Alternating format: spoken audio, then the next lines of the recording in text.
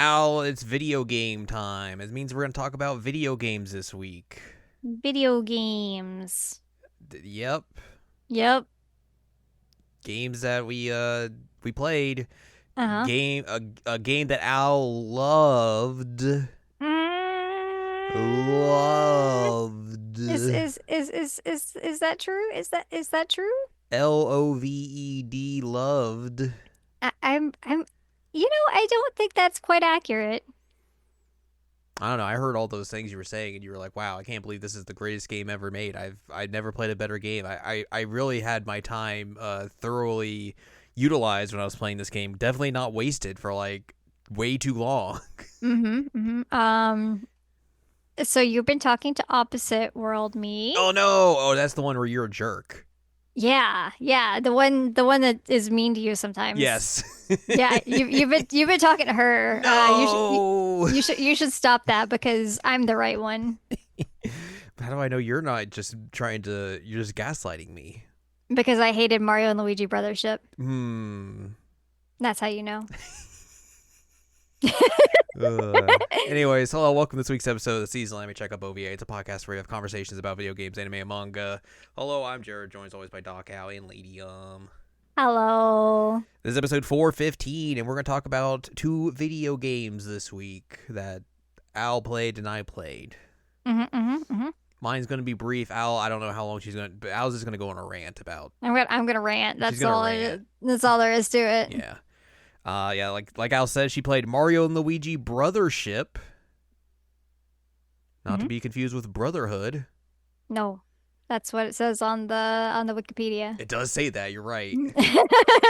And then I'm going to talk about the story mode in WWE 2K24 because I played through that because I got it for free on PlayStation Plus, and I was like, I guess I'll play this. I Nice. don't know. Why not?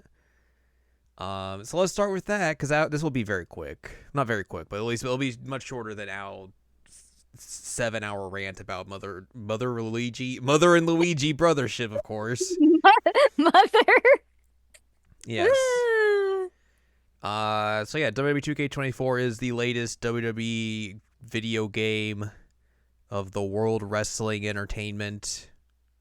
They've been doing story modes in these games for forever, essentially. The 2K ones are weird because they're just not that. They're not as fun as they used to be back in the day. I mean, obviously, back in the day, I mean like 15 to 20 years ago. Just a long time. I think they started with either last year or 2 years ago. They now do men's and women's stories in these games, which I think is a step up. So I played through both of those. I would definitely say this mode is better and more fun than the showcase mode. The showcase mode is just bad in this game, and it's been bad in these games for a long time.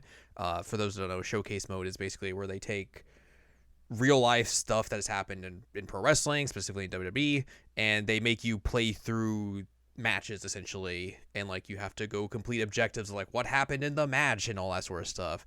The problem with this is that like they started this, I think, probably around 10 years ago, and one of the cool things they did when they were doing this back in the day is that like all the cutscenes, when like you like do an objective and go into a cutscene to show you like, all right, here's what's happening in the match and like, you know, move things forward. All that stuff would be, you know, rendered in game. So like they would like mocap it and do all that sort of stuff. So like it wouldn't really take you out of the immersion of the match you're playing.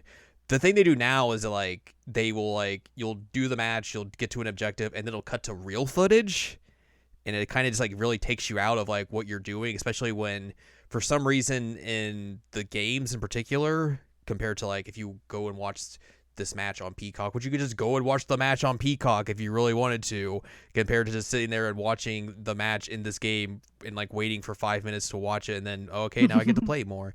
But the thing they do in this is that's really weird and just is very immersion breaking is that like they will blur out just so much stuff, especially with Really? like the older footage, like any WWF logo gets blurred out. Oh, that makes sense.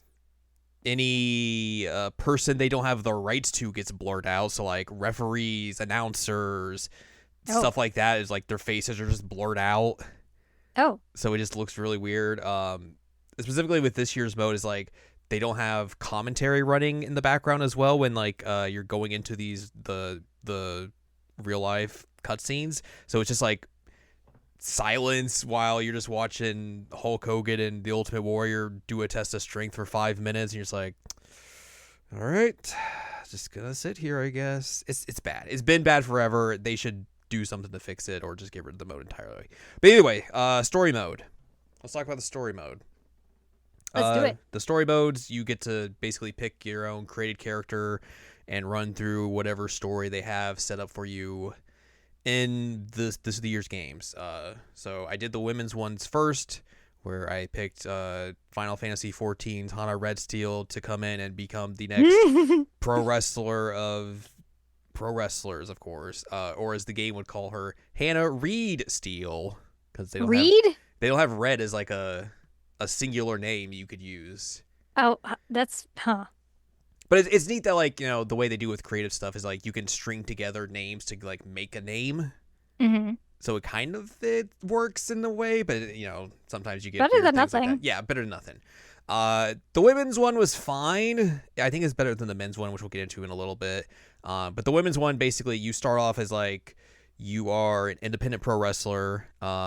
You've had like tryouts with WWE before, but like you haven't really wanted to go there and sign with them. So like you're kind of just doing your own thing on the indies. One of your proteges in your independent pro wrestling promotion that you co-own with your friend is like getting a tryout, so you're gonna go with her to this tryout and everything, and then one thing leads to another, and then you get signed to WWE inadvertently, and then basically for the first part you're kind of just like treading water essentially, and then like they kind of do the same thing that the NBA 2K games do, where like they give you a nickname, so like they can't really say whatever name your character is, so they give you just like a generic nickname. And the women's one, you are the captain. So no cap. They at first basically someone makes you dress up as like a nautical captain. Oh my god. And you have to go around and wrestle like a couple matches like that, and then like eventually you get fed up and cut like a work shoot promo and be like, I hate this isn't me, this is stupid, blah blah blah blah blah, and then they're like, oh cool, you found a fire, congratulations. And then after that you get to like go and do like, here's a bunch of random gimmicks you could do if you really wanted to type deal in the middle of this. So like one of them is like, you get to be mean and a bad guy, and then you get to go beat up your protege in the developmental league. Of course your protege named Psycho Sally, best character in the story mode by far, because like she's obviously not psycho in the least, but she looks like she just like comes out like dressed like a normal, like, she looks like a normal person just dressed in like pajamas. I have a question about the captain. Yes. Did you ever go Yosuro? No. Damn. They should have let me do that though. They should have let you Yosuro. So yeah, you get to be a brutalizing bad guy. You get to go to Hollywood and be a Hollywood star. Ooh. And then you become a demon. Oh, cool. You get to there's like, it gives you a move where you just like levitate people and like choke them out, force choke them essentially. And then at the end of it, you have to fight like the demon that had possessed you. It gets very weird. Interesting character trajectory. Sure, of course. And then after that, it's like, okay, you want to go build your way up to the women's title? It's like, okay, sure. They do this interesting thing where like, oh, we're gonna defend the women's title across different independent promotions, which again, WWE would never do this. It's very funny. And then it ends up like the final match ends up in the promotion you co-own, and you win the title. But then you get screwed over by your friend who you own the promotion with. Oh no, they're like, I'm jealous of you, blah blah blah. You left me, blah blah blah blah blah. And then you have you get basically taken from WWE. You have to work in the independent promotion because reasons. And then you fight your friend, and then you're like, okay, now we're fine again. And then you go back to WWE, and then you win the women's title at WrestleMania, and everything's hunky dory. That's it. Wow. Like I said, it's better than the men's one, I would say, which we'll get into here very shortly. It's fine. It's whatever. They've definitely done way worse stories, so I did like some of the weirdness of it. Like, here's a demon. I don't know. You want to fight a demon? That's fun. The men's one is just very unrealistic, I would say. Of course, for the men's version, I was like, okay, I need a very dumb character to go through this with, and thanks to to the community creations on these games, where you can just basically download a created version of like whoever you want, really. Mhm. I went through the men's story, of course, as Naruto, Good, as you do. as you do. Oh, hang on, I can send you a picture of Naruto. I think you've probably seen this. I'm gonna send you this picture of Naruto on Discord once I it would loads, love to see Naruto. which is actually just a sticker in our Discord because it's very funny. Um, where's Al at? Here's Al. Damn, you Here's had to look for Naruto. me? Oh, God. You like his eyes that are painted over his eyelids. You like his painted on headband. And weird ramen noodle hair? Yeah, that's him, toe to tip. That's Naruto. That kind of looks like a plate of spaghetti noodles. It's very good. Good, very good, very good. A plus. So yeah, Have no got to play as notes. Naruto. So the men's story is that Roman Reigns, he is the at the time was the current undisputed Universal Champion. Had been champion for like a bajillion days, over 1,000 days at this point in real life, actually. Okay. But in the story mode, he's like, I'm going to Hollywood. I'm gonna one up my cousin, The Rock, and make movies now, and I'm vacating the title. So goodbye. And then they start off with like, we're doing a tournament to crown a new champion, and your character essentially is just like a dude who's been on the roster for like a couple years, hasn't done much of anything. So they nickname you the Dark Horse. Oh, cool. Because you're the dark horse of the tournament, and one thing leads to another. You go through this tournament, and you end up the champion.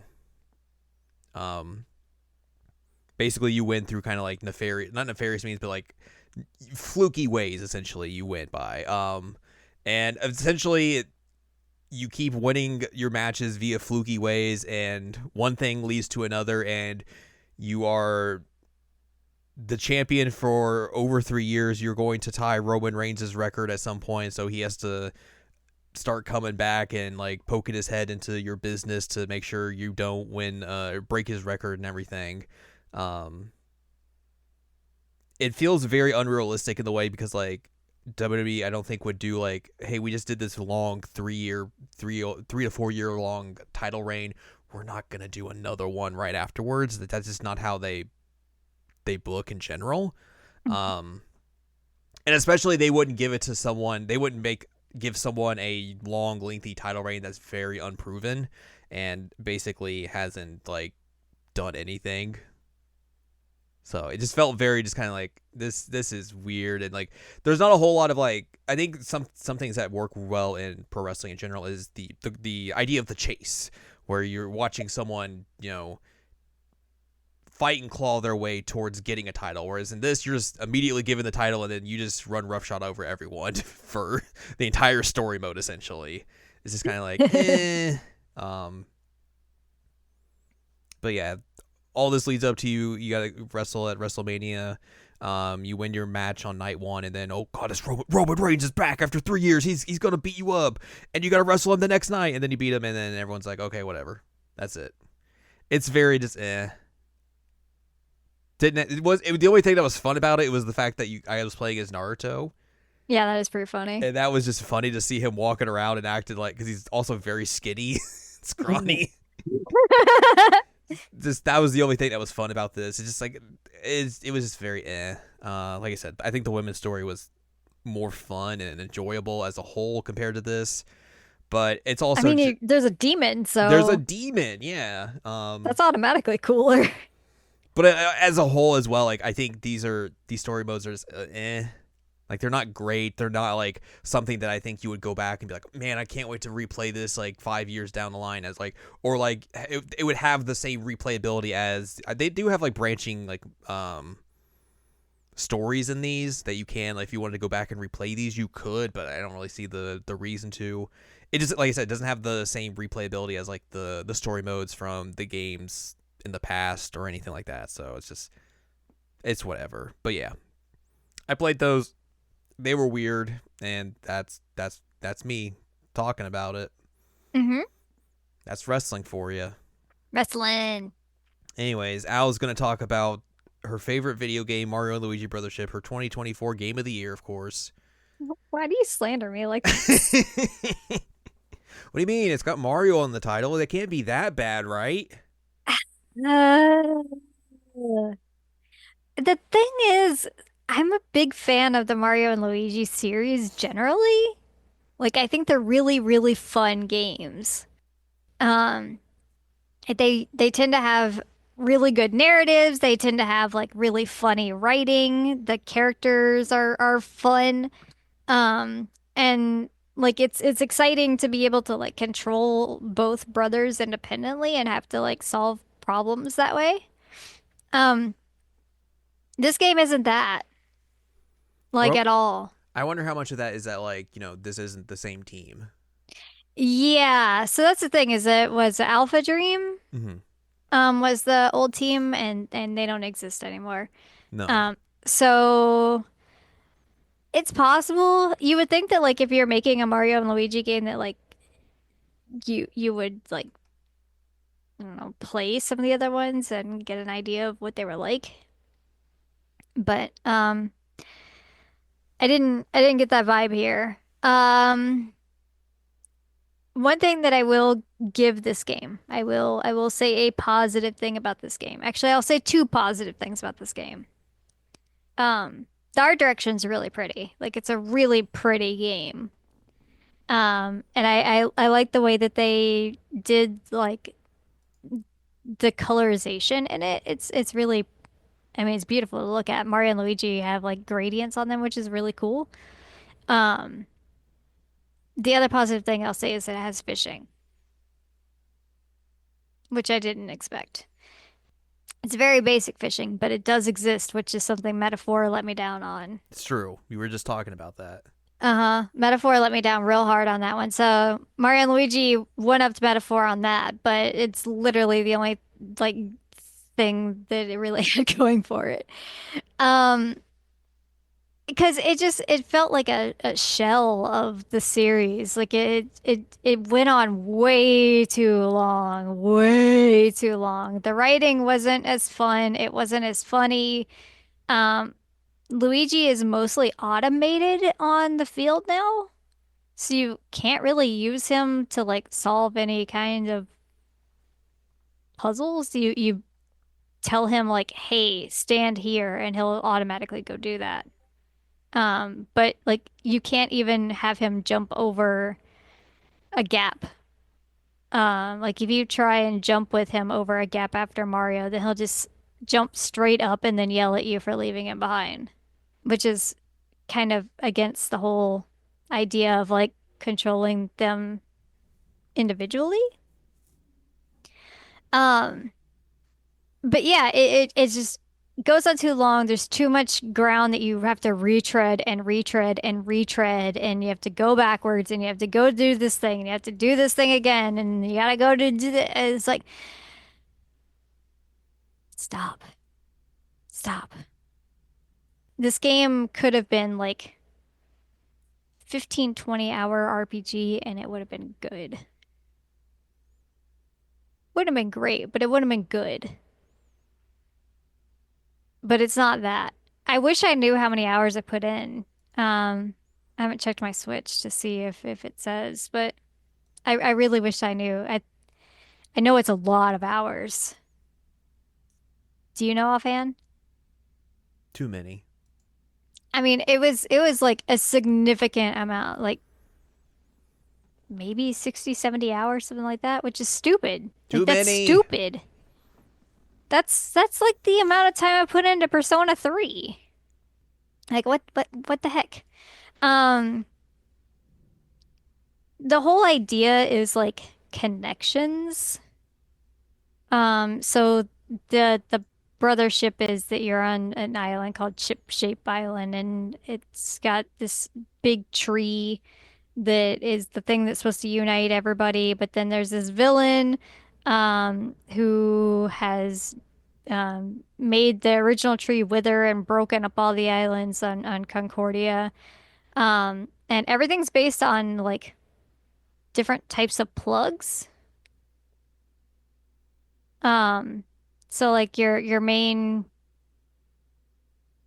person who you hang out with, I guess, is like just a standard two plug electrical cord type thing, you know? Um, but you have like three prongs, you have HDMI plugs. Like you have all kinds of wild things in here that I'm like, you're okay, you're a plug. Which leads into the game's like badge mechanic, which is just plugs. You're given like some outlets and you have to plug in different plugs and they um you can use them for a certain amount of time and then they have to recharge and you can mix and match and that kind of thing. And you get more outlets as you beat big bosses, that kind of thing.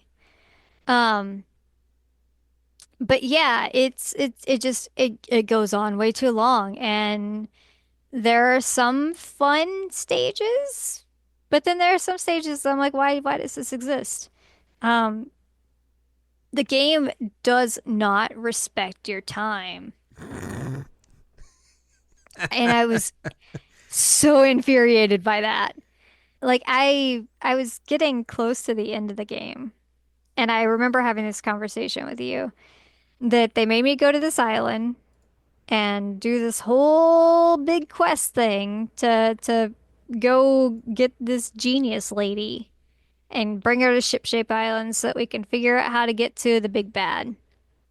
And I was like, okay, well, we'll go do this thing. And then she comes to our island, and then they're like, oh, well, you have a choice. You can either use this genius lady that you just picked up, or you could just use the genius lady who's been on your ship this whole time since the very beginning. And I'm like, why did you make me go get this other lady when the lady who's on our ship could do it already? Like, what do you mean? And it's not a situation of like, oh, well, she needs her to be inspired or they're going to work together or whatever. Like, no, that lady, if you don't pick her, she just leaves. She just leaves your island. It's like, oh, well, you didn't pick me. Okay, bye. Like, why did I do that whole island to get you on my ship if you're just gonna leave and do nothing narratively other than hit on Luigi, which is weird? I mean, not that there's anything against Luigi. Luigi, you're fine. You're a gentleman, whatever. But like, I'm pretty sure Luigi has a gal, so stop hitting on him. Um, Consent, my friends. Um, I'm trying to think of what else is it. I don't know, man. I don't know, man. I didn't like this game and I'm so bummed about it. I They spent way wanted to too like long it. on it. I wanted to like it and I really, really did spend way too long on it and I was suffering. Like you had to deal with me while I was playing this. And you had to hear me suffering. Like you can attest, you can tell the people, like I'm not exaggerating. No, it's a lot of Al just being like, what am I doing still playing this? Why am I here? What am I doing? Please free me. Like Let at one me point, out. please free me. At one point, like you've connected several islands and you're going to do another thing, and then like, oh no, Bowser appears, and Bowser's like, man, that Mario guy, and like shoots a cannon at your ship, and then disconnects two of the islands that you already connected. So you have to go back to them and reconnect them in the exact same way that you connected them the first time. And I'm like, are you kidding me? Are you kidding me? I have to go back and reconnect these two islands in the same way. Why? Why? Why are we doing this? Why? I guess the like big change here, besides it being a bad game, is the Luigi logic, which is a new thing. I do like that like when Luigi logic is a thing you can use, it shows like a green exclamation point, but instead of it being like a straight up and down exclamation point, it has an L. So it's an L and then a little dot below it. Such your Luigi logic. You mostly use that in like boss fights, big boss fights, to like knock out your enemy and do massive damage. And some of those are fun. Like there's one where Luigi like jumps onto a boulder type thing and flings it at an enemy, and the enemy catches it. Uh, and then he throws it at Mario, and you have to like use Mario's hammer and baseball it back at him. So that was neat. There's another one where like there's a normal level, a lava level, and an ice level, and Luigi can grab a remote. You have to sumo wrestle this other dude and get the remote back from him. And then you get to choose, like, say the boss is currently in his lava form. And if you choose the ice level, then it freezes the lava and does a lot of damage, but it knocks the enemy out for like 2 rounds. So, there were some of those that were creative, but it just, man, it's also a really bad rhythm game in this. I don't know if I told you that. Did I tell you that? I don't remember,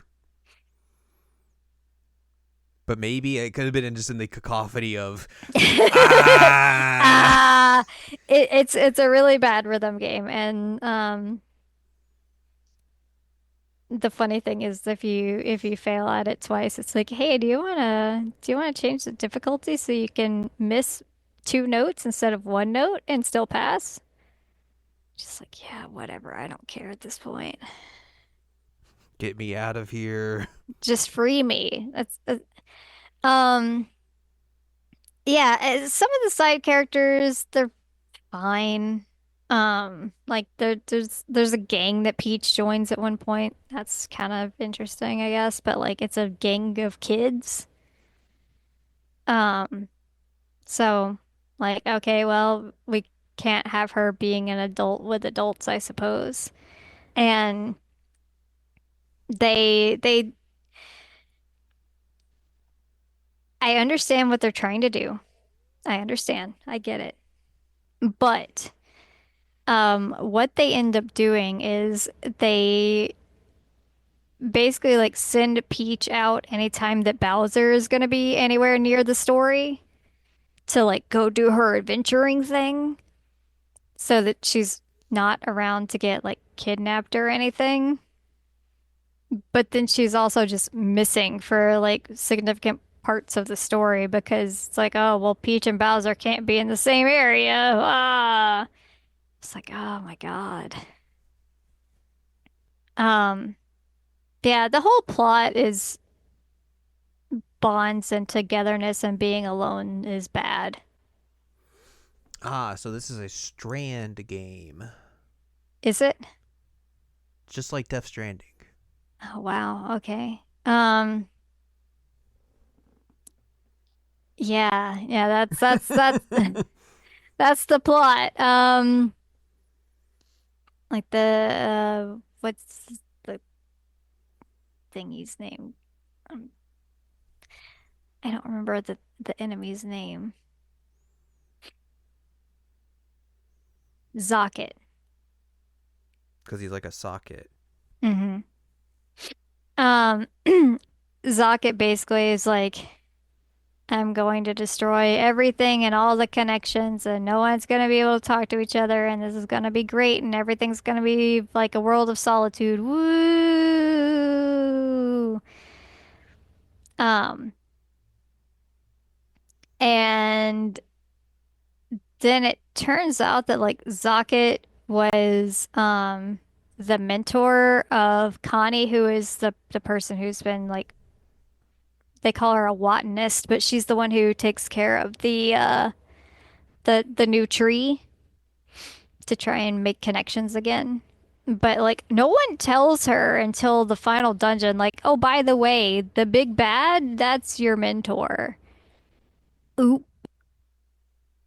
Um, Oop. but yeah, you end up having to fight this big egg-like thing that turns into a monster called Reclusa. And when Reclusa hatches, it basically like makes these flowers appear that plugs into everybody's heads because they're plugs, and makes them like want to be by themselves and live in this like solitary world.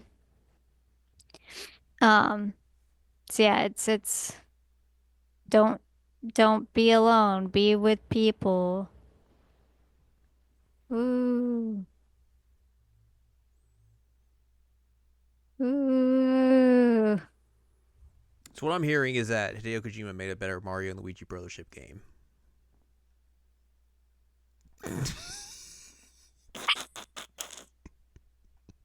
I mean, did you have fun? Did you see me build all those roads? I did see you building all And those having roads, a yeah. great time building all those roads? Okay, well then, And you know what, driving on those roads I built? Kojima, I have to give you credit. You did a better Mario and Luigi game. Let's go. This is a first. Yeah. Um, uh, yeah, it's just I don't know, man. This I'm looking at the like reception part of the Wikipedia page and like some of them I'm like, all right, yeah, I get it. I get it. But then I'm also like, how did this game get such high scores? And I don't know, like I wanted to like this game so much. And I liked maybe like the first third of it. Maybe not even the first third. and then they were like, how Maybe like, about another 2/3 of this game? You're like, no. yeah, I honestly think if this had been like I started this podcast saying 15 to 20 hours, and now I'm going to say 10 to 15 hours. Let's keep chopping it down. This was a Yeah, 1 hour video game. then it would have been great. Like it would have been fine. It goes on too long. A lot of the boss fights have way too many forms. Like there's a Bowser boss fight that has like at least 5 different forms. I'm like, why? But yeah, be connected and be friends. And I guess they were like, hey, here's a Mario Luigi game post-COVID, but it's bad. Well, do you feel better That's now that you've gotten that off your chest? I no, mean, because I still put all those hours in this game. I can't get that life back. I can't get any of those hours back. This game did not respect my time as an adult who has a full-time job. I could have been playing this cool ass Atome game where I'm dating dead guys. But no, I played Mario Luigi. oh man, My voice is cracking. it is. And that's not just because you're sick. It's just you've blown your voice out. Kitties are gonna be looking at you like, "Ma'am, why are you so upset?" Cam Ma'am, is. ma'am, calm down. Cam's looking at me with airplane Like, ears. what is happening? Am I in trouble? I didn't do anything. I'm just sitting on the hammock. What's happening? Ugh. This game did not respect my time. Okay, well, just think about it this way. Okay. Now you don't have to think about this game ever again. No, I do because it's going to be somewhere on Oh, this. no. It's not going to be on any top 10, but there's going to be a supplementary award for this. Number Trust one. me. Trust me. Number one. No, no, absolutely not. Absolutely not. Okay, well, now you only have one more time to think about this game. Then it can be erased from your mind forever. You know, there are very few games that I'm just like, I never want to see this game again in my entire life. And Get like out of here.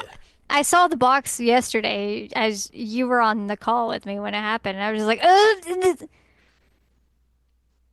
I'm getting a very like Danganronpa V3 feeling every time I see Brothership, which uh, was another game that didn't respect my time and ah.